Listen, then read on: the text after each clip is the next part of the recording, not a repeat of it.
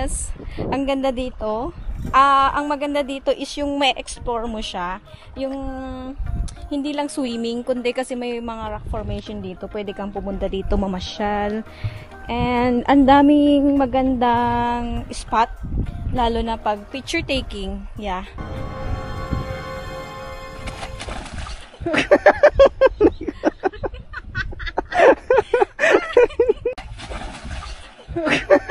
Sakit mo na. Meron akong ipapakita sa inyo. Dito kasi sa mga tubig-tubig na to, mga istak na tubig, is may mga isda. Tapos, dun sa area yung ipapakita ko sa inyo, may malaking isda. Ang daming fish. Fish fillet. Pwede nating ano. Ayan, ang ganda. Ito ko sa inyo. And it's a great experience. And hindi yung katulad sa ibang area na plain na dagat lang. Pero dito kasi may mga rock formation, kaya pwede mo siyang i-explore. Hi everyone! Good morning! So ngayon, for this vlog ay explore naman natin yung beach nga dito sa Dinalungan Aurora na kung saan bata pa nga lang ako, abay naririnig ko na nga ito. Sikat nga ito dahil nga sinasabi nila noon na ito nga ay white sand. Pero bago makarating sa beach na yon, kailangan mo nga munang tumawid dito. Meron naman ibang daan na kung saan hindi mo naman na kailangan tumawid dito, pero ito ay pinili namin para makita namin yung iba. Yung mga cottages ng Tabon Beach. Kaya kapag gusto nyo mag-overnight or mag-outing with friends, family, so meron siyang tent dun.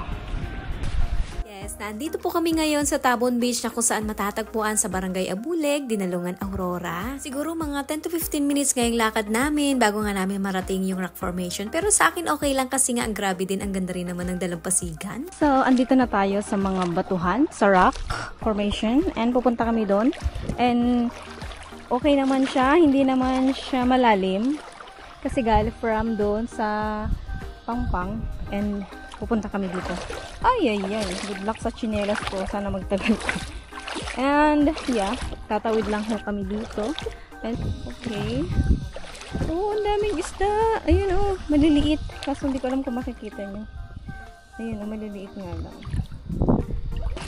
It's my first time na pumunta dito. Kasi dati hindi rin naman ako magana. Ano lang, taong bahay. And sa bukid, Sabado at Linggo. Ay, oops. Kaso nga lang, baka madulas. Delikado.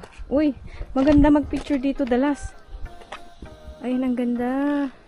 At para sa akin, perfect nga tong lugar na to for photoshoot katulad ng birthday, debut, or di kaya yung prenup. Yes, promise. Perfect din to kapag mahilig ka din sa mga beaches or di kaya yung view ng dagat. At kahit mainit nga nung araw na yan at late pa nga kaming dumating, aba, it doesn't matter. Kasi ba naman nakaka-enjoy yung ganda ng dagat. Ang sarap din magmuni-muni. Sure! At paalala nga ng Disney Princess nyo, kailangan nga nating mag-ingat kasi nga medyo madulas at matalas ngayong mga bato. At katulad nga nung nangyari sa akin na kung kailan pa uwi na, abay dun pa ako na aksidente. Ang hirap pa naman kapag sa dagat ka nagkaroon ng sugat, talagang ramdam mo yung kirot.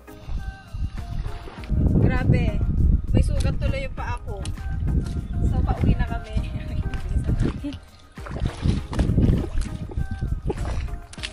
Ang hapdi ng sugat ah. Yes, ayun na nadugo. Ayun oh. Malaki? Ay, malaki siya.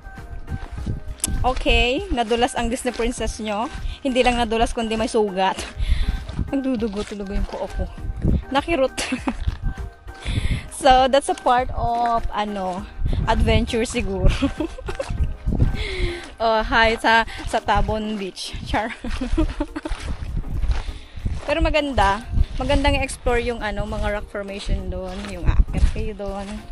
And, marami kayong makikitang mga, isda. Uwi na kami. Baka masundan pa ulit yung dulas ko. Buti na lang, hindi ganun kagrabe yung bagsak.